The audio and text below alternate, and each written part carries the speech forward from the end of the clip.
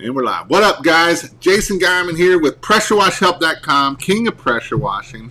And tonight I have a special guest on that this is one of the guests that whenever I get to listen to him, I love listening to him. I about guarantee you will learn a lot of information. He's been in the business longer than some of you guys have been alive, and he's had a successful business. And so he went from a business down in Florida, moved his whole business, started a whole new one up north. And so he's actually had two businesses. And so we'll get to hear his story of how he started, grow, and how to be successful at the end of the day. And I guess the word of, what everybody's definition of successful is different. But so that is the goal tonight. So Sid, tell me a little bit about who are you, where you're from, family, that kind of thing. Cool. Jason, thanks very much for having me on. It's good to see you again. So with that, my name is Sid Graf. I run a window cleaning business in Western Montana. My roots go very deep. I started window cleaning in 1993, so 28 years ago, down in Clearwater, Florida. And I was down there for 8 years. Funny thing, when we started out window cleaning, I mean, seriously, my big goal was I was like, I have to pay rent. I was newly married. We had no money. We rented this little spot, had to pay rent. I quit my job or got fired one day because I got in an argument about ethics with my boss. And so Jason pops up with free tickets to a huge convention. He's been on all our shows. Anyway, I was like, I got to pay rent. I talked to my next door neighbor who happened to clean windows. I'm like, dude, can I just ride with you for a day and watch what you do? Because I have to pay rent in 2 weeks and I'll have a job. He's like, yeah, come on. And when I saw what he was doing, I looked at him, I said, Jude, is that it? He's like, yeah, that's it. I'm like, well, shit, I can do that. And started out, we did that for 8 years down Florida. In 2000, we moved to Western Montana. And that's a pretty big shift from, the subtropical to quite northern climate. But after a couple of years here, knocking about, trying to find out exactly where we wanted to settle and do, I was like, I'm gonna do it again. So we started window cleaning. We did windows and pressure washing down south. Up here, not that much power washing. And, like today, what's today? November 11th. We had, 3 inches of snow and some cold temperatures, no power washing there. So it's window cleaning, gutter cleaning, kind of the scope of business. This is our 18th year in business here. We've got 8 full-time technicians, a couple of office admins, and just a clean, I call it a boutique level cleaning company. It's not super huge. It's right at 7 figures, and it's fairly automated and very profitable. So with that, how much are you involved in the business as of now versus where you've had able to put people into place? Yeah. So right now, actually, I'm very involved in the business. The previous 3 years, I was working about a day a week. Last year during COVID, there was a lot of employee shakeups, and from last year to January 1st this year, we had 15 employees last year. This year we had 1 returning employee. So literally in 18 years, it's never happened. Like where everybody was gone, and it was kind of the perfect storm. Like one guy's like, you know what? I don't know about this COVID. I'm moving back to where my family lives in Florida. I'm going to work in construction. Somebody else moved here. People reevaluated. It was pretty funky.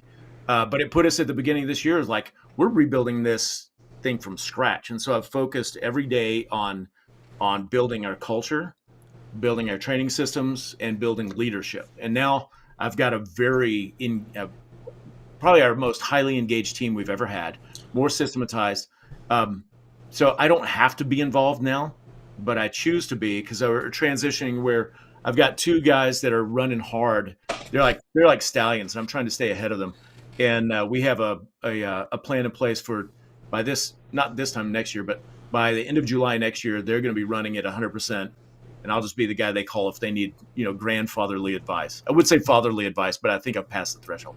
So I'm going to hit on that because we have a lot of guys in here that are in that point of they're making 6 figures, they're at 100,000, or they're getting close to it, and they are trying to get off the truck. For instance, one of them was Jason Hefner, and there's quite a few other people in here that are in that transition point of how to get off the truck, how to get, so we're at six figures and we're doing that, but how do we get off the truck? What are some steps that will help us get off the truck at the end of the day? Yeah, just don't get on the truck. That's how you get off the truck. Like in the morning, don't go get in it. Is that helpful? That's not Yeah. helpful. I tell people that, but they just don't like that too often. Yeah, that's way too easy. The challenge is for most, most of the time when you start something yourself and we joke about, I started with a bucket and a dream. You're like, you do everything. You knock on doors, you do the sales, you do the estimates, you do the work, you do the accounting poorly, you forget to send out invoices, but you're doing everything. And like it's easy to work yourself into this thing where you go, I'm the only one that can do this stuff. You've got to like first, it's like it is literally a shift in your head to recognize that you can hire and train somebody that can do just as good a job as you can, maybe better. A lot of people go, nobody cares the way the owner does. And that's probably true. But you can find somebody that cares about one part of your business more than you do. Find the guy that is just a nerd for details and teach them how to fix your machines, teach them how to clean stuff so that they just focus on that. And then you can, like, all you do, like, it's, if you try to replace yourself all at once, it's too big. But if you replace yourself a little at a time and you start with, okay, your job is just to make sure that at the end of the day, you wash all the trucks, fill all the machines, check the oil, change, like this is yours. And then you just give that away. The first thing I gave away that I really gave away that made a big difference for us was bookkeeping because I hate it. And I did a lousy job at it. But I would still file my own taxes. What a disaster, right? I never got audited, thank God. But like I did, one day I realized like there are people that love this stuff. I hate it. I like hate it.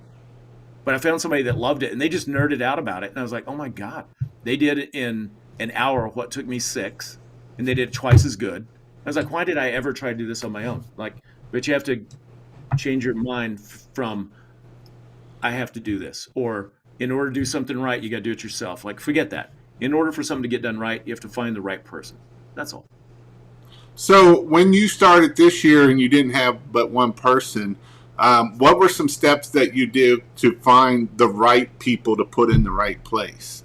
Ooh, God, that's a delicious question because if you're doing things haphazardly, you're going to get haphazard results. So I literally I took a week off. I flew to Los Angeles. My son was out there shooting a music video.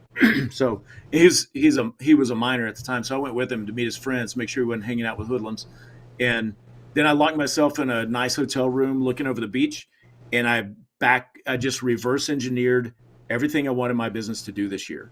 And one of those things was culture. I was like, what's the right kind of person to work in my company that's going to make us run well together? And I just defined that. And I like the things like simple stuff. Like I want somebody that I never have to chide for being late. They're just on time because that's how they're wired. I'm like, okay. And so we wrote that into the ad. And I just defined like kind of like you probably heard people say you need to define your customer avatar. It's like you refine like this is my exact customer. Mine personally is they're age 35 to 55. They're women. Their husband is professional and they have a college degree and they've got 2 or more children. That's our ideal customer because they've got money and they've got time and they're not doing it themselves. So just do the same thing for your employee. I was like, I need people that are age 20 to 30 that want to live in our community. They want to stay here. They're not a college student that's going somewhere else. They love it here because they love getting on the river and they love getting on the ski slopes and they're hunters and they love taking care of people and they like to be on time. And if they got bonus points if they were a rock climber or they grew up on a ranch. And I just kept refining it down until I said, that's the person I want. And then I advertised for that person. I tried to make it appealing to that person. And when they came in the door, the hardest thing for me was to stick to my guns because I'm a nice guy and I like people. And people would come in and I would go, oh man, that guy Brad, he'd probably make a really good window cleaner, if he had legs. But we can work around that, like you're like trying to figure out how to make everybody fit. Well, just don't do that. Just go, this is like if you go to the hardware store and you need a 3/4 inch bolt, don't get a 1/2 inch bolt. Get a 3/4 inch bolt. That's That's a great analogy there, because I think a lot of people, we do this all the time of, well, that we can make this work, we can make that work, and usually what that happens is it doesn't work in the end, or it costs us twice as much as it did before. So that's the Yeah. other, that's the issue. Yeah. I one time to demonstrate that, I don't have one sitting near me. I took a clipboard and I stapled a squeegee rubber on the edge of it and used it to squeegee a window and did a decent job. I was like, you can make shit work, but that's not what it's designed for. Use the tool that's designed for the job. And you can think the same way in processes or with people. Go find the person that's ideal for that job, but don't settle. Like, do not settle for less. And it's very difficult when you're like now. It's like we're shorthanded. We got a waiting list that's 6 weeks long. We need to get this stuff done. And if somebody walked in the door with a pulse, I'm tempted to say, "Come on, jump on a truck." That's Yeah. a bad idea because you're like 1 in 100 will be the right person. Bobby put getting off the truck is a major milestone that we must run towards, in my opinion. And I agree on this. I'm all about being a one man band. But if you want to keep a business running over time, and if something happens to you and you're a one man band, you're a no man band at that point. And so, if you can get off the truck and have other people do the jobs for you, you can go a long way. And and can you make six figures doing by yourself? Absolutely. I mean, I got several people that are doing well almost $200,000 by themselves. One's actually working a full time firefighting job, so he's working. Wow. And that's our good buddy here, Jason. And those Right free on. tickets totally changed our business. We're going to do better than ever. Took a couple great nuggets and it ramped up everything. And That's this is awesome. why a lot of times I tell you people, us, to go to trainings, go to different things, get out of your comfort zone. It might be hard, and if you're like Jason, you can get 4 tickets for free from Sid, because he was on every live. But he sucked up everything that you all did, and like I say, he's almost going to do 200,000 in year two. All him and his wife. He's a full time firefighter. She's a full time teacher, and they're doing almost $200,000 in Florida, where everybody knows you can't make money in Florida because there's nobody but $99 guys down there. And so, I think that is some cool stuff at the end of the day. And so, what are some things in your early career? Did you take any classes? Did you go any places that helped you to start scaling your business? All right. So I'm going to back up one step before I answer that, and back to like Jason and one man versus getting off the truck. Like, don't. Here's my advice: is don't accept someone else's goal for you, what somebody else thinks you should do. It's like there is like if you want to work by yourself, be the best artisan and charge the highest prices and make the most money. That is awesome. If you want to scale and have 50 employees and I interviewed Jim Dubois today from Squeegee Pros. He's got over 40 staff members. They have a strong 7-figure business, and he's an absentee owner. He didn't have to go into work. He can live on the beach with his beautiful wife. If you want to do that, do that. But decide which direction you want to go. Don't try to just decide first, because either one is noble and good. So that that first. Okay, backing up. For the first, like for over a decade, I didn't go to any training. You talk about I was the biggest goober in town. I'm fairly smart. I can figure stuff out, and that was a detriment to me because I didn't go learn from anybody. Now, to be fair, in 1983, there was no internet, there was no YouTube, there was no shows like this where people are sharing value, where you could learn something. It was just I had a next door neighbor that cleaned windows. I went with him for a day, and I was like, I could do that, which was kind of dumb, but I did it. The next thing that I did is when I would get big jobs that I didn't know how to clean. There was this dude in town named his name was Vince, and we became good friends. And he was like expert level technician, and I would just go hire Vince. I'm like, hey Vince, got this big job coming up. You want to work with me? And I would pay him 60, 70% of the job just so I could, and I would learn everything I could from him. I didn't learn anything about business, but I learned about being a great technician. But I can share something. When I first started, my goal, my giant people talk about your big, hairy, audacious goal. Mine was to earn $25 a day. I was like, if I can make $25 a day, I can pay rent. That was it. And then I did it right away. And I was like, man, if I could get $50 a day, I'll be pushing rich. And then it was 75, and then it was 100. And I was like, oh my God, we rich.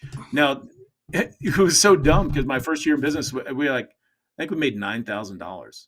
It was like, but literally, so I had come from a very modest background that was the most money I'd ever made in my life. $9,000 in a year. Like I was so broke growing up. I just didn't know any better. I was like, that was a big deal. And then next year we made 27, and I was like, wow. And then we made 55, and then we, went to 100,000. I was like, now we weren't keeping 100 grand. You know how the numbers work. Those were sales, but I thought I was king of the world, and I was happier than I had ever been. I was like, I had 3 part-time guys and me. I'm like, hell yeah, we're making money. And that didn't include taxes. I found out about that later. You got to pay that stuff. But it was, so honestly, it was like 6 years ago. I decided, I told my wife, I said, when I turn 50, I'm not carrying a ladder anymore. And she said, you better do something different. And I was like, does she mean a different business or do something differently in business? Because I had a couple of employees, but I was like, okay, I got to focus here, and I need to scale this and duplicate myself and pull myself out of the story so that the business can run without me. And it only took a couple of years to shift it. And so that's kind of a mindset shift in that. What are some other mindsets that we've had to overcome or break so that we can scale, or so that you could get to the next level? Oh gosh. So some really common beliefs, and anybody on here listening can finish this sentence. They go, good help is hard to find. Well, that's bullshit. You ever go into you go into a Marriott hotel, and the clerk at the counter is like on point, and they go, my pleasure. Yes, sir. Nice to see you, Mr. Graf. You're like, well, if they can find great employees, why can't you? If Google can find great employees, why can't you? If the corner market, if Applebee's can find, sure, they have some crap employees, but you just go, good help is not hard to find. Either you're looking in the wrong place, or you have not yet made your company an attractive place for good people to work. And like, this is not directed at anybody in the world ever, except for me. If you have a shitty business, you're probably going to attract shitty people. But if you have a great business, or you have great ethics, or you have a great value proposition, you'll start attracting people. Like people, everybody here has been an employee before. I have been, and I don't want to work at a place that I can't believe in. I don't want to work for a guy. That's I referenced the guy that I got fired and quit on the same day. This guy was a greedy asshole. Excuse me. He was greedy, and it was a sales situation where they just took advantage of senior citizens. And I'm like, he's like, why didn't you close the sale? I'm like, this guy's on a fixed income. He's a World War II veteran, retired on a small pension. He can't afford this shit. And he's like, I don't give a hell. He didn't say that. He said, I don't give a whatever. Take his money. So I walked out the door. But if you're an honest person, do you want to work for a dishonest person? No. If you're a go-getter, you want to work for a lazy boss? No. If you're highly detailed, you want to work for somebody that's sloppy? No. But flip it and go, I'm the owner. I want to attract good people. I need to make sure, like one of the big things that we did, I cleaned my warehouse and put it in order, because people were coming in for job interview, and it didn't even occur to me because I'm so used to it. You just walk in, and like they were seeing a dirty, disorganized warehouse. I was like, oh shit, we're a cleaning company, and they see that. That's not going to fly. We changed it, and we just changed the quality of people that wanted to work there. That was the big mind shift. Because if you've got a big dream, you're going to have help to build it. You got to have people. But you got to have the right people. I don't even know where to go from that, because that was just good right there. I always, I like the guys that, even like cleaning the trucks, we're a cleaning company. The last thing I hated was they have all this food and crap on the inside, and the outside's all dirty, and it's just a bad look as, all together. And, and not taking care of our equipment, and stuff like that, it goes a long ways, because if you're taking care of your equipment that way, what are you doing when you're in the house at the end of the day, or even on the outside of the house? Even if you're pressure washing, and you might think, oh, I'm just a pressure washer, but those are things that can set you apart that you don't even realize that will set you apart. Oh, it's true. And You know, it goes right into, I am a Bible guy. We won't go full Bibleville, but, there was, whatever. The person that's faithful in the little things is faithful in the big things too. mm-hmm. So, if you get up and show up on time, and they're, the shirt's tucked in, and they got fresh breath, and they remember to eat and bring a lunch, they're probably going to remember to like change the oil or to check it before they start the machine. They're probably going to remember to put things away at the end of the day. They're probably going to remember to tape the outlet covers on the outside of the house, because they're used to paying attention to detail and caring. And that, like, none of the stuff that we do is that hard. No, it's not rocket science. No, thank goodness, right? No, actually, I was actually one of my Andrew and Savannah posted in my group today, and they were in a training with like 4 or 5 of their competitors down, and they were doing sealer training with Mike Gilmore, and they said that got in a conversation about answering the phone, and not all of them said, we don't ever answer a phone because they're all a bunch of spam calls. Wow. And Andrew's like, we answer every phone call because this is how we're able to do what we're doing right now. 100%. Oh my God, that's a particular hot button to me, and I always refer people to Jill's office. But I'm like, I calculated the cost of a phone call. We have 2 businesses here, the window cleaning. We also have an auto detail shop, and my auto detail manager wasn't answering every call. He's like, oh, I'll answer. I'll check the voicemail. I'm like, that's not how it works, dude. And like, our average car that we detail, this was 2 years ago. It's quite a bit more now, but it's our average ticket. And I'm going to fudge numbers, but the general principle is right. So I was like, it's $250. And our closing ratio is like 30%, because you got a lot of tire kickers. So 3 phone calls, $250. How much is 1 phone call worth? And he's like, that's, well, whatever. And we came up with a number. It's like $78. If you don't answer the call, you flush $78 down the toilet. He's like, what if it's a spam call? I said, you hang up. Right. That's like, answer the call, be the guy, because with shopping psychology, if somebody if they get an itch they need scratched, the first person they think will scratch the itch, they're probably going to say yes. And you don't have to do the job yet. Like, you answer the call and they go, yeah, I've got, a 2018 Suburban. How much it'll be? And you ask them a couple of questions to get them to say yes, yes, yes. And then you tell them it's going to be $475 for in and out, and we're going to do, and you kind of tell them what you get, and they go, okay, when can you do it? They're like, but if you didn't answer the phone, most people are not, unless you have an established relationship, they're not leaving a voicemail. They're just calling the next guy, because they go, bink, next, bink, next, bink, next. You don't matter. You don't exist yet. Yeah, I actually like when people don't answer the phone. I had one the other day. He called back. It's actually my buddy, and he called back about 30 minutes later, and she's like, oh, I already got it booked and scheduled. I don't need you now. So, right. So, quick story. When I was interviewing a guy to manage to manage the office for auto detail, and I was telling him how valuable and important it is to answer the phone. And I said, let's do an experiment.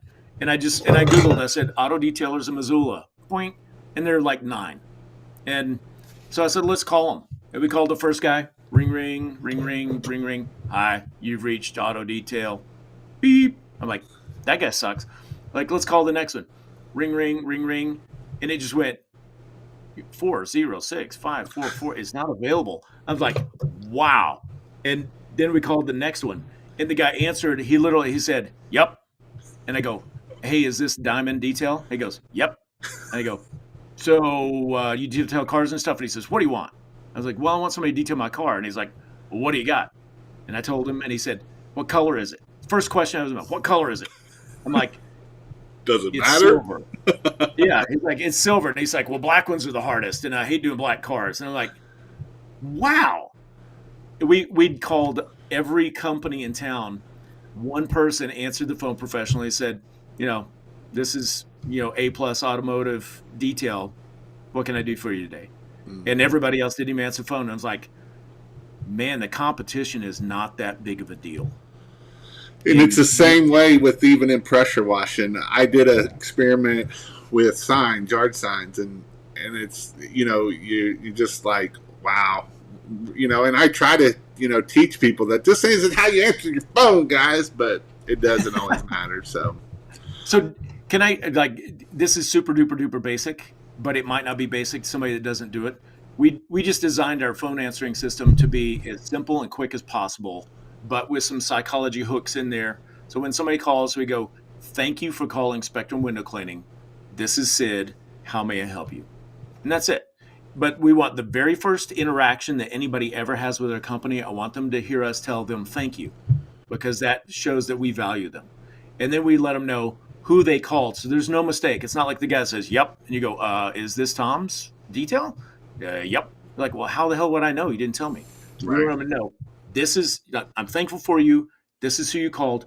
I'm a person. You're talking to Sid. And how may I help you? Because that's what we're here for. We're a service company. And just those 3 sentences or 2 or whatever, that's very short. Like, it sets the tone for a successful relationship with the person that's calling. Because you answer the questions they have before they ask them.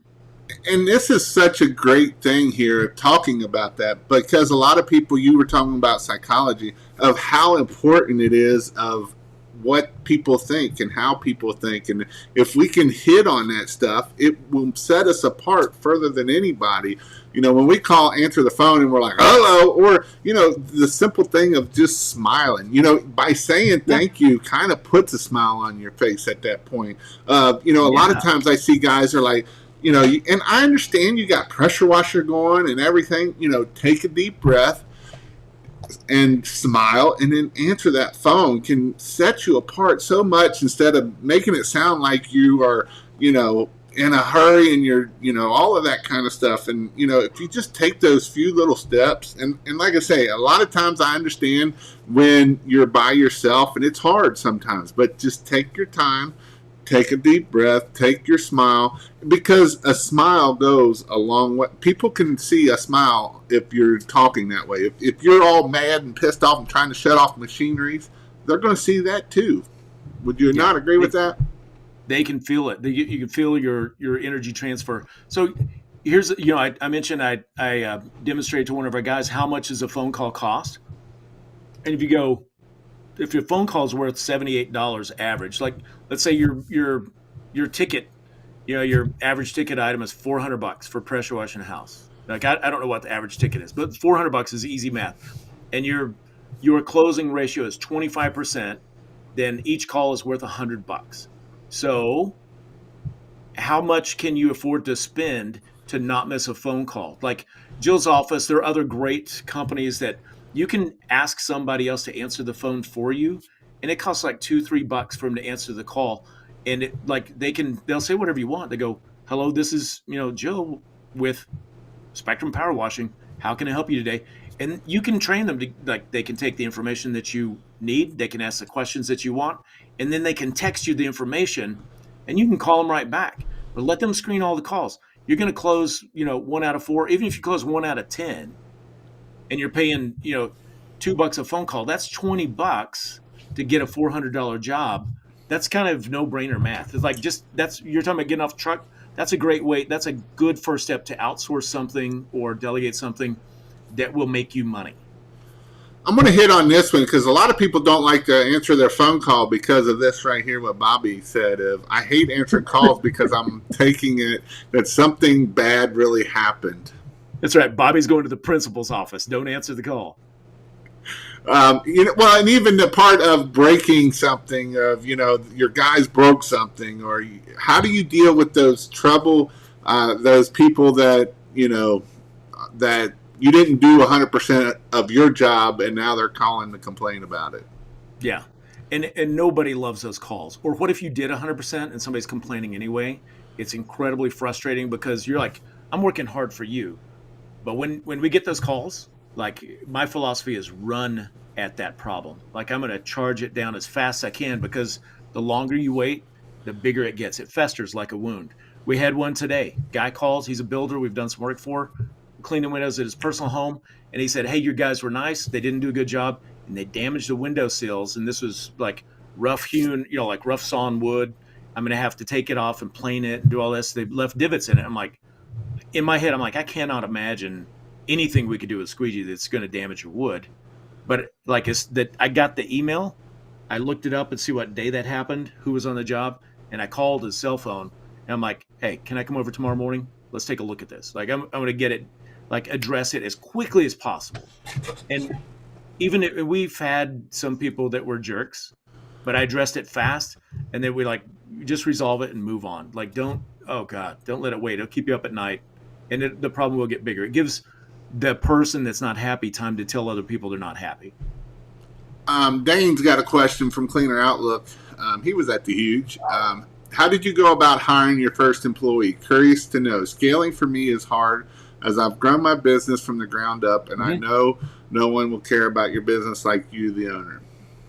And there's a lot of truth in that. I will tell you, probably asking how I hired my first employee is not very valuable, but ask how I hired my 150th hire. That's really valuable, because the first guy I hired, I was like, man, I need some help. Can you help me out? And he's like, what are we doing? I'm like, I don't really know. We're going to power wash something. You ever power wash? He goes, no. How do you do it? I'm like, I'll show you tomorrow. I mean, it was like just, an acquaintance kind of friend. And he was a hard worker and he did a good job, but it was pretty much a disaster. All of my first hires were like, I got lucky once out of the first 10, and the rest of them were either ho-hum or they stole from me. It's like, it was because I didn't have a system in place. If you ask me how I hire people now, we talked about earlier, like I defined, like, this is the kind of person I need on my team. I want somebody that can think for themselves, but follows directions. I want somebody that shows up on time no matter what, because it's ingrained in their personality. And it's less of a I want to train somebody to be the right person than I've set up a number of filters to go. Here's an example. If I want to buy a motorcycle, first thing I'm going to do is figure out what kind of motorcycle I want. Do I want a Harley, or do I want a race bike?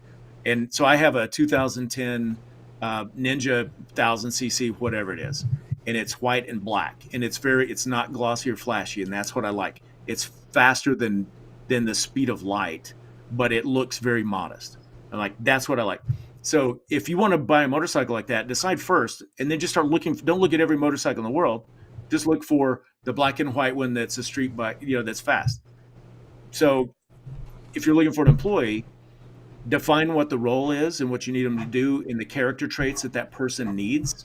And you can even think in terms of, and I forgot the gentleman's name that asked the question, was Dan. You asked that question. Take parts of your own character traits, how you care about your customer, how you care about quality, how you don't leave things untied, you button it up at the end of the day, and write that into your job description, and like just filter for that. Just go, if I've never done this, I have a rule. If somebody's late for the interview, unless they were in an accident on the way, they don't get fired. They don't get hired. They're like, I'm sorry, you're late to an interview and you dress sloppy. We don't even talk. It's like, see ya. So set your standards and just like go with that. But define, who do you want?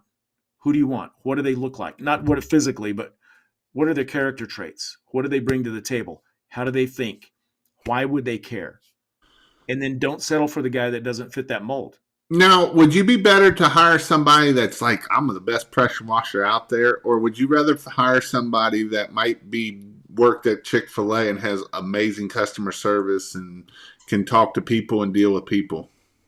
God, that's a really good question too.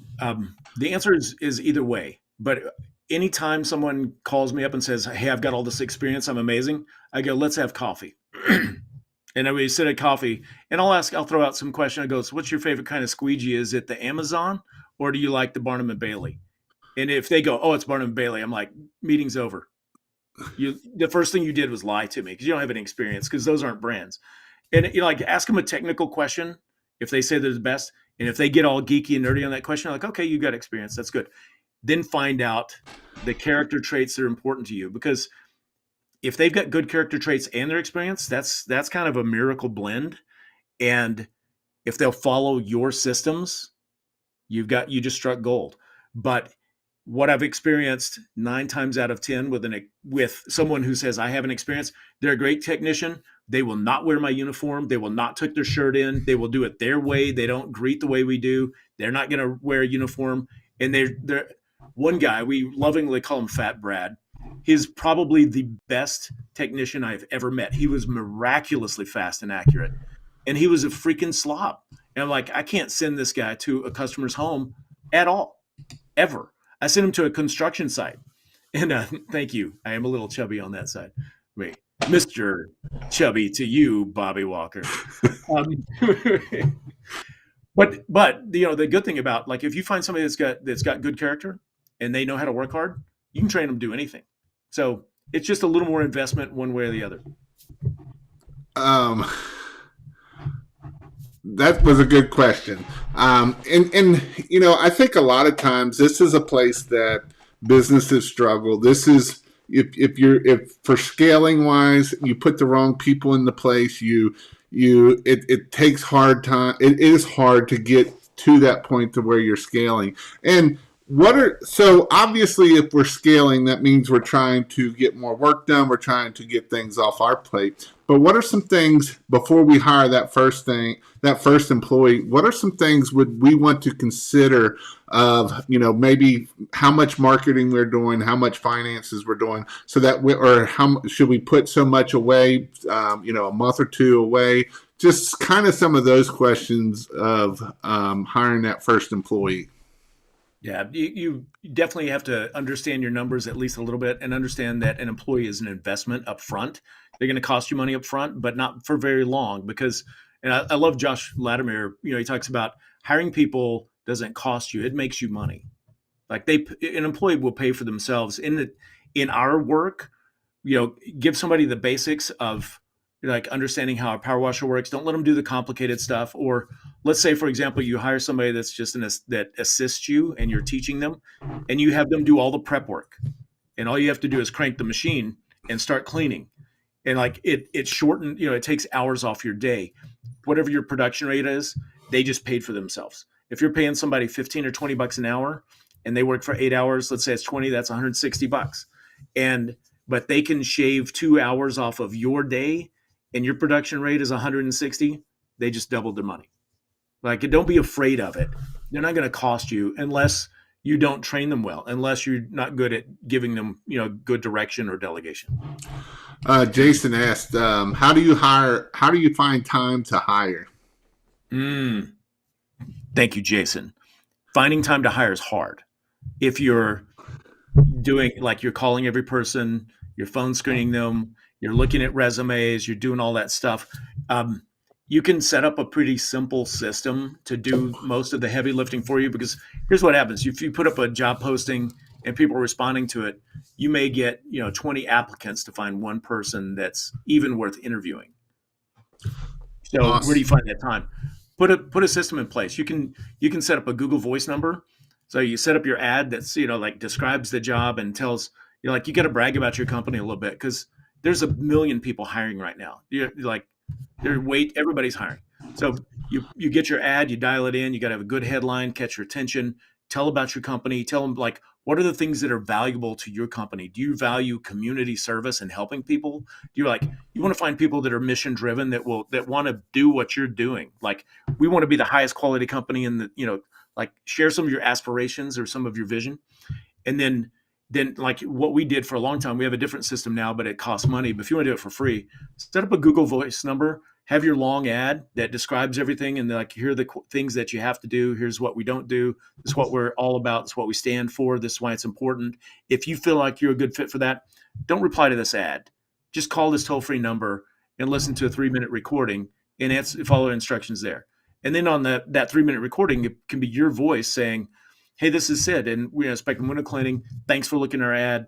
I appreciate you. Here's what's important. There's our core values. And this is why this is important. If that resonates with you, keep listening. If it doesn't, it's okay to hang up. And then you just tell a 3-minute story about your company and what you're looking for. And at the end, give them very clear instructions. Like, for example, when we use this exact system, our instructions was state your name twice, spell it if it's funky. State your phone number twice. And then give us your email twice, spell it out if it's not easy. And then we asked 3 questions, like, what do you love about Missoula? Why do you think you'd be a good fit for this position? And there's probably something else. And then all you end up doing at the end of the day, you're not talking to 50 people that are interested enough to read a long ad and then make the phone call and listen to 3 minutes and then leave the responses. All you're getting is 1 out of 10, 1 out of 20, maybe. So everybody else just self-selected themselves out. And all you're left with is the people that actually cared enough to follow the steps. And then you listen to like 4 voicemails, and don't be concerned. Like, you only got 4 people to talk to. Those are the 4 people you wanted to talk to. You didn't want to talk to the other 40. Those guys are just wasting your time. It'll take you, a couple hours to set that system up to write the ad.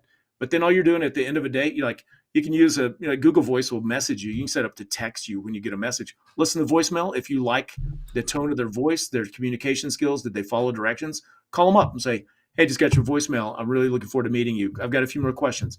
You just have like 6 screening questions. And if they pass the test, set up an interview. That's gold. That's gold, Sid.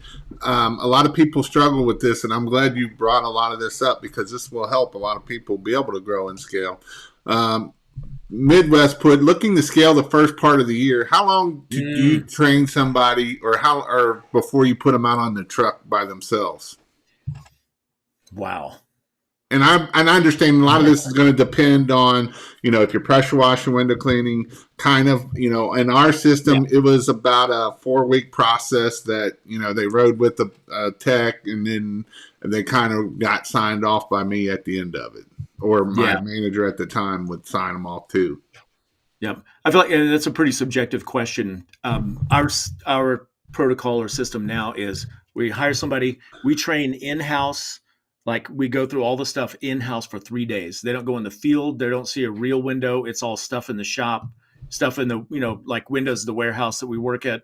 It just do the same thing with power washing, but we touch everything. We work with every tool. We do safety training, make sure they know all the software systems. We do all that. And then we'll go to a job together, or it's either me or it's my training guy, and we'll train them. But then, so week 1 is just in-house training, so they know all the stuff. Week 2 is field training, and they go with the lead tech. And so if it's your first hire, that lead tech is you. And you train them until you're confident that they can handle it. And it's like the first week, maybe you're leading everything and you're showing them all the stuff. You're like, this is how we greet a customer. This is how we prep a house. This is how we do the work. This is how we put it away. This is how we protect the plant. And then a good rule of thumb for training is tell, show, do. So you tell them about it, you show them how to do it, and then you have them do it. That's good. So I kind of went down a rabbit trail I didn't even know I was going to go down, of dealing with getting the hiring, the phone calls, all of that kind of stuff. Let's scoot back a little bit and go down the road of getting to our first 100,000, getting to the point of needing to that truck. Because we got a lot of guys. I just seen some post here that he's from Hawaii wanting to start next year. What are some things that can help us start and grow a business and be successful at the end of it? Oh my gosh. I'll tell you a couple things right now. Like, I'll start by telling you a story. I referenced earlier when I first started cleaning windows, I asked my neighbor, could I ride with him? And my neighbor's name is Jude. He was a great guy. We were close friends, and he was a phenomenal technician. He always wore, a cut off t-shirt, like he cut the sleeves off his shirt, and he wore athletic shorts, and he drove an unmarked truck, and he did an excellent job, and he had quite a bit of business. He'd been at it for a while. But if you're starting up, like, you need to set yourself apart from every guy like that. Like, if you show up at a customer's house, if you want to, it's important to, like, if you want to make money and you want to make profit, go where the money is. The money is in the expensive homes or the big businesses. I mean, they've got the budget and they've got the need. Now, are these people shopping at Walmart's or Whole Foods? These people are shopping at Whole Foods. They're not Walmart. They're Nordstrom's. They're used to service. They're used to a guy showing up that's dressed in a tie saying, how are you today, sir? Mr. Geiman, it's such a pleasure to see you today. And you go, hey, could you help me get this out of the back of my car? And they say, my pleasure. It's my pleasure. I'd be glad to. So those are the kind of people that have the money to pay you. They're used to a certain level of service. Understand that. If you show up on time early, you look good, you smell good, you're wearing a uniform, your truck is at least well marked. Maybe you can't start off by getting a wrap, but you can at least put letters on it or magnetic sign. Make it evident who you are and look professional. If you got to go in their house, put booties on your over your shoes. Like little things like that. For us, is like don't use a pickle bucket. Buy the rectangular bucket that says professional on the side. People will assume you're professional if you look professional, if you present yourself professional. You don't, it could be your first day on the job, you don't know what you're doing. But if they think you're a pro and they'll pay pro prices. I put a question out on my Facebook the other day because I've been kind of putting a bunch of questions out, and I was kind of shocked by the results of it. Of the whole question, fake it till you make it. And what is your thoughts on fake it till you make it? I don't think you should fake anything, but I think you should look the part, if that makes sense. Like we teach our guys, our new guys, like if somebody asks you a question and you don't know the answer, don't go, oh yeah, this is a Benford Turbo Max 2200 and it's got 4,000 psi and it runs on ectoplasm. Like don't make stuff up. Just go, you know what? I don't know the exact answer to that, but I'm gonna find out and I'll get back to you. Or if they go, well, how do you do that? What do you use? I mean, I'm going to assume that if you show up first day on your job, you've watched 10 YouTube videos, you spent 40 hours learning stuff, you practice, like you've at least started your machine before you get to the job. Practice on your own car, your own house, your neighbor's house. Don't show up that green because you'll damage something and your venture in business might be expensive. So I found the middle. Let's see, buddy, right here. I found the middle class people spend more money than the rich people, and that's actually whether. I mean, I know what my thoughts on that. I would almost agree with that 100%. What's your thoughts on that? Yeah, we don't tend to cater to super wealthy. We have a couple of clients like that, but we've never, ever, ever met them. We only deal with the caretaker. But it's like the upper middle class people. They're usually professionals. They're either small business owners or they're attorneys or doctors or something like that. And they're not rock stars. It's not LeBron James. It's the people that have earned their money and they want their time back. So they're willing to spend. So I would lean heavily toward not just middle class, but upper middle class. Yeah. With pressure washing, our customers were, $200,000 plus, which in Cincinnati, we're kind of low as income comes across the country anyway. But for Christmas lights, we were more like 300 to that 900,000 area was kind of where our sweet spot was. You get over that, and then you start having other issues. When you say the 300 to 900,000, is that income level or house value? That's how much their house value was. Okay, that makes sense. Yeah. Yeah. Go ahead. Not here. Rich people got money too. It's true. But like people got a need, and you figure out who you can serve the best and who's going to pay you, and just go for it. Like decide who who's your ideal customer, and go hard. Yep, I agree 100%. Let's see. What is your thoughts on setting yourself apart? Which I know you kind of said it on the side of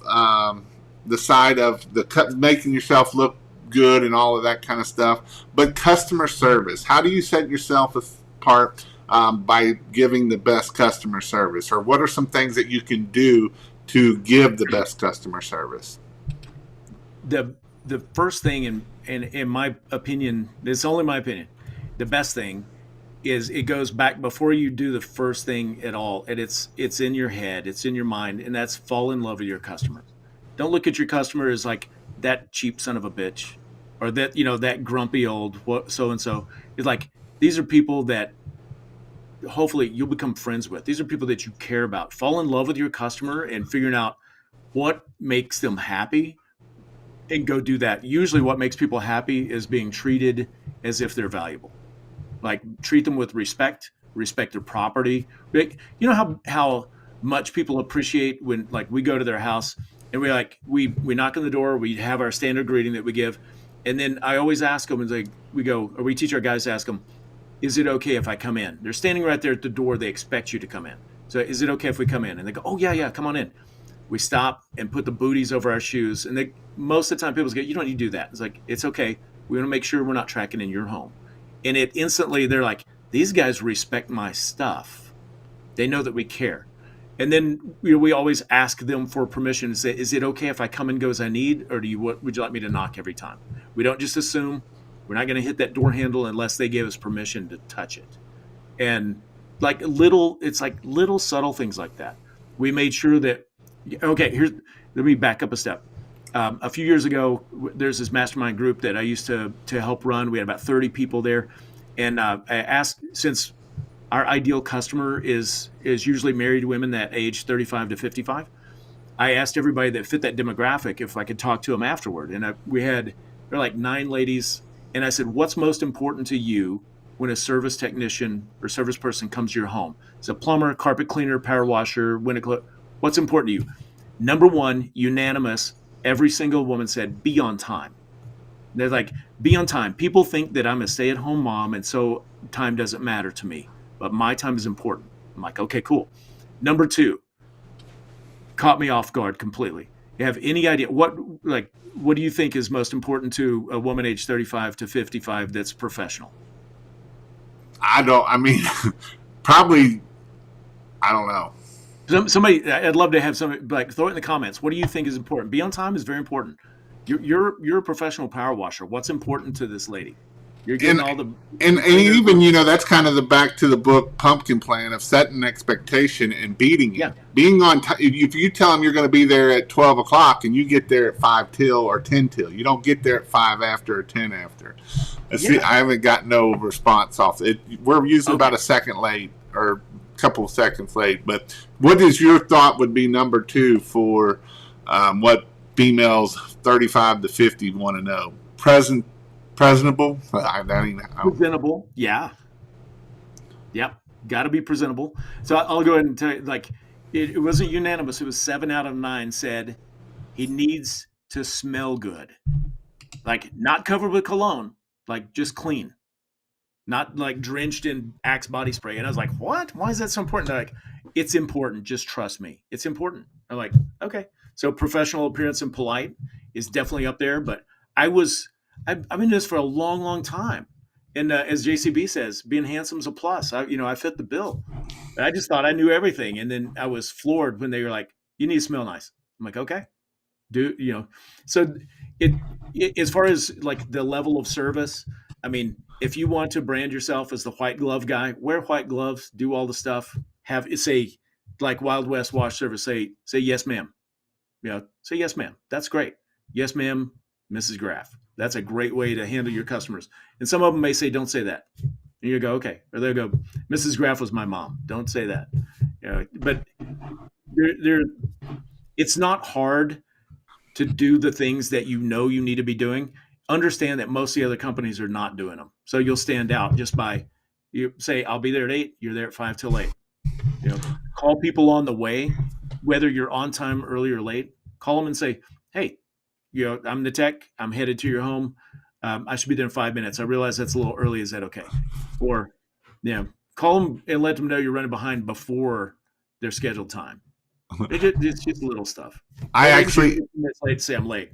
No, that's great. So before we move on, I want to hit on this here. I was talking to Jason Murphy. He's one of my Christmas light guys. He's going to do over probably $500,000 in Christmas lights. And he got an employee. He hired an employee that's a roofer, and he wanted to bring some of his guys on. And one of his guys, he's like, if that was me, I would have never hired this dude in the beginning. But he is the best with customers. Customers love him. And he's one of the guys, and I'm probably going to get some video of him because I'm going to plan on going down there. But he's completely covered in tattoos, everywhere. And he's like, there would have been no way in hell I would have hired this dude. But the customers, they do such good work, and the customers actually like him and love him because he's super nice and everything. And it's just funny when you see things like that you throw a thing out there of they're this, but they're really not in the end. Yeah. And tats aren't as big a deal as they used to be. Right. Doesn't mean you're in a biker gang. As long as you don't have a face tattoo that says I kidnap children.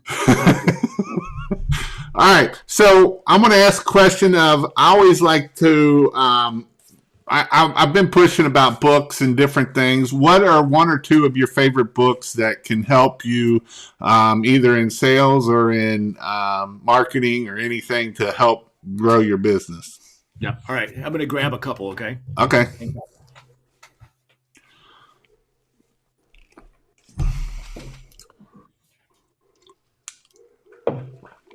I said I'm going to grab a couple. Do you need your glasses so you can see them? I do. Okay. This one's excellent. Obviously, I kind of have attachment to it's the 80/20 Sales and Marketing by Perry Marshall. This is an excellent book to help you understand your marketing and how to understand what's valuable, what's not valuable, what's effective, what's not, and how to maximize the stuff that works. So there's a lot of mindset stuff in there. It's not like you need to believe this, you need to believe that, but it's very practical, but it also goes deep into human psychology. If you're marketing to high end, like affluent customers, shoot, you asked me and now I forgot his name, but he's the no BS marketing guy. He passed away a few years ago, Dan Kennedy. He's got a great book. It's no BS marketing to affluent customers. And it helps you think how your affluent customer is going to think. Because for most of us, like, I'm not my ideal customer. Like, I buy used vehicles, man. I don't want to drive a new one off the lot. I'm not spending a lot of money on funny things. I get that frugal stuff. I spend my extra money. Where's my wife is in the other room. We spend our extra money on wine. Okay. But we're not spending it to have somebody come power wash my house. I do it myself. Right. So, but understand how your customer thinks. So no BS marketing to affluent customers, the 80/20 sales and marketing. And then there's so many. If you look around, you probably can't see it back there, but like half of the books back here are history and the other half are business. The ones that are next to my cluttered bookcase and my tissues there, all business stuff. When I read a book, I usually blow through it pretty fast. I'm looking for a couple of nuggets, and like when something's interesting or intriguing, like I'll stop and dig in. I don't try to read the whole book and understand everything. I don't have time. Gotcha. That was probably not helpful, but thanks for asking. All right. So what is a great podcast to listen to if you're wanting to add a podcast to your, especially for these guys that want to add a podcast to their daily listening stuff? Well, I feel like there's a little bit of a softball question. It's probably guided so that people can listen to the best podcast in the world, the 80/20 Service Business Podcast. That's my podcast.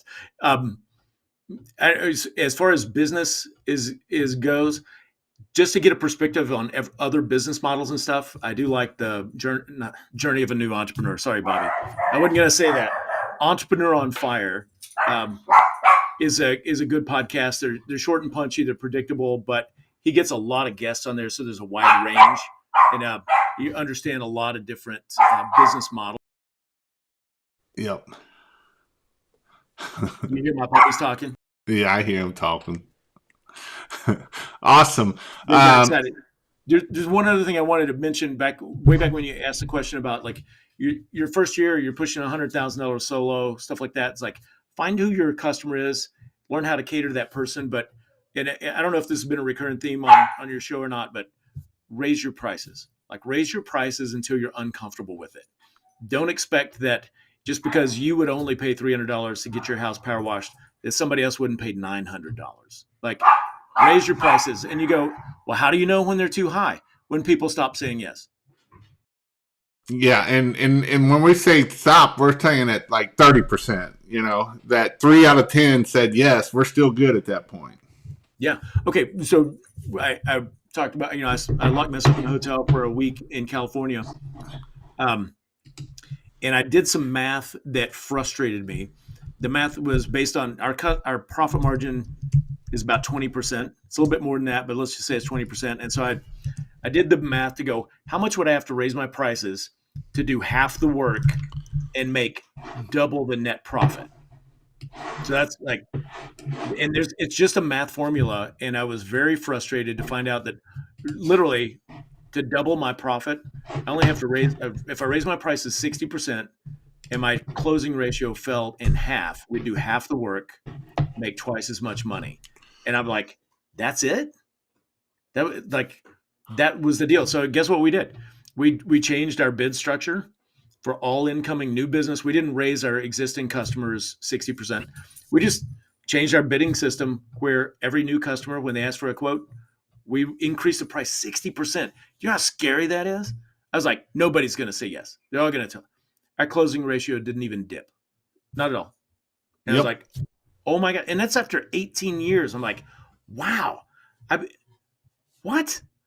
And oh my gosh. And here's what it does. Like, even if you raise your prices 10%, you're doing the same amount of work for 10% more. That 10% just goes to your bottom line. That may double your profit margin. Depends on what your margin is, or it may increase it by 50%. But like, having margin allows you the flexibility and freedom to do cool things, like to market more, or to support the nonprofits in your community and take a day off and volunteer. Like, your customers, your ideal customers, they may hold a high value on, I want to hire somebody that volunteers in my community, because that's important to them. Like, okay, well, now you can do that if you've got margin. If you're the $99 guy, you won't be in business next year anyway, but you don't have room. You just got to work all the time so you can pay rent. Awesome. So for the last words of encouragement here, what are some words of encouragement before we jump off here for guys that are maybe just getting started or are stuck, that need a little bit of boot to keep going? Okay. Words of encouragement, channeling my inner Bobby Walker, like, buy me a beer. Is that helpful? Yeah, sure. Like, here's my words of encouragement. For you're starting out, like, there's valuable training available to you online already. So get your training, and don't be afraid to be the pro. Like, go be the professional. Dress professional, spend a little money on your uniform shirt. I used to get t-shirts for $4. Now ours cost 45 because we get the Nike dry fit with the logo. But just that $45 sets you apart in the marketplace. People go, oh man, this guy means business. Just be the professional and then charge for it, because people, like, what's more valuable? I do houses for $99, or who do you trust in your home? Like, people will pay a premium for trust. So engineer yourself and your business to be trustworthy. Maybe you are trustworthy already, but like, if people think you're trustworthy, that's what you have to go for. Awesome, Sid. Well, I appreciate you coming on. If anybody wants to connect with you or find you, where are some places that they connect or can find you? Cool. Bobby was very kind and put up our URL a minute ago, but just go to the8020show.com. So that's the THE 8020show.com. That's got all our episodes, and there's a link in there. You can email me or get in touch with me if you want. I think we have a Facebook page. We were talking earlier. I'm not crazy about social media, but I'm on it. So there's an 8020 show somewhere on Facebook, and you can find me. My name's Sid Graf on LinkedIn. I'm pretty easy to find. Awesome, Sid. Thank you very much, and I appreciate it very much. Thank you. Thanks for taking the time to bring me on. It's good to see you again. And thanks everybody that stayed on this long. You guys are rock stars, man. This is how you get better. Yep, awesome. Thanks for bringing value to the industry, Jason. Awesome. Thank you. Hold on a second. Let me